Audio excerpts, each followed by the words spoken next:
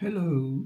Today I'm going to talk to you again about the 19th of April, but this time it's something that's going to happen at about 4 p.m., and that is, of course, universal time.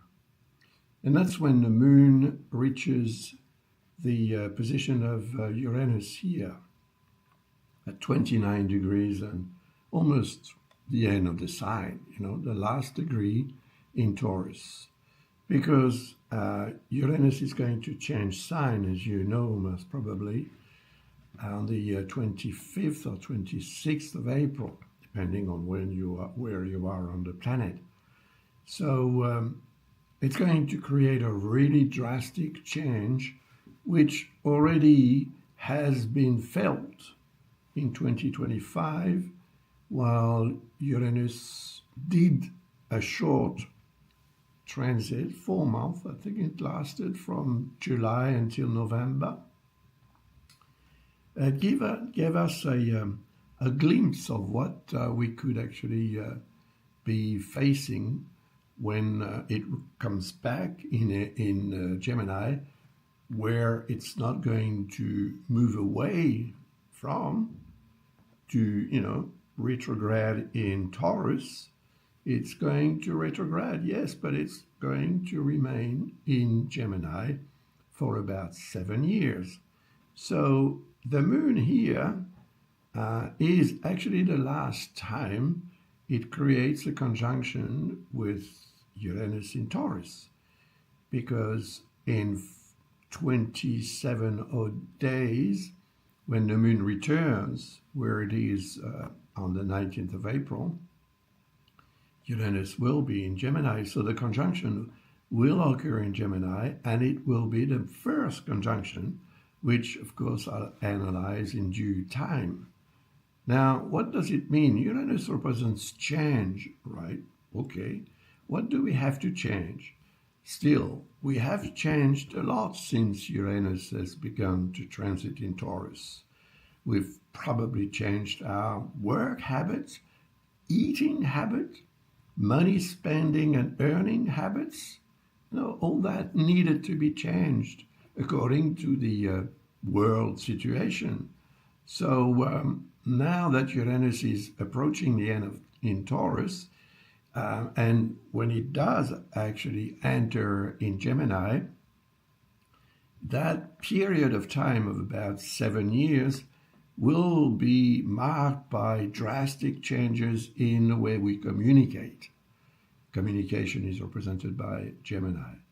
So if you move back 84 years, when Uranus was arriving in Gemini last, then you will probably understand how important it has been socially, worldly, and in a way that has changed the way people used to perceive life as such.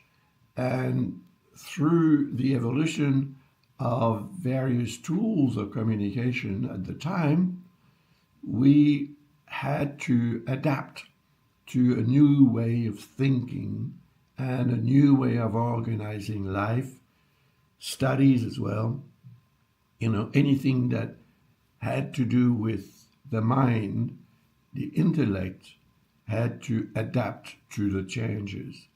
So some of us did better than others, of course, but this time around, 84 years later, maybe not many of those who have gone through that 84 years ago are still around.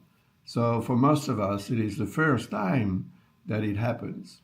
And the transit in Gemini will have a very, very strong impact on the psychology of societies all over the world. There is a trine that will form with Pluto, which is a very good configuration, indicating that actually the change may produce the ability to regenerate. So new way of thinking, new tools, to communicate will allow us to perhaps understand better and to become more aware and perhaps wiser as well. Artificial intelligence is going to play a very important role. And as I mentioned in the webinar that I conducted a while ago about the transit of Pluto in Aquarius, the way we look at society today has already changed since end of 2024, because artificial intelligence has sort of moved into our daily habits through internet and so on. And we need to adapt to that, but we also need not to become a victim of artificial intelligence. And that would mean, for example, using artificial intelligence to deal with our problems or to communicate with people, because artificial intelligence is artificial. So it's not human. Even though it looks like, it sounds like, it's not. So we need to make a very important difference between the two, human intelligence and artificial intelligence. I'm telling my students as well, do not return assignments done by artificial intelligence, because I will see it. I will know that it's not you writing. So be careful of that, because your assignment is going to be rejected naturally. And you're not going to benefit from anything else than just good marks, perhaps, if you use artificial intelligence, but you're not learning anything unless you put your own mind into it. You're not going to learn anything. You will probably look like someone who is knowledgeable, but you will not be as such. So, yeah, when the moon reaches Uranus, it may be a moment to choose to start to take that turn, that bend in your life. There is something that needs to be changed. And I'm pretty sure you know what it is.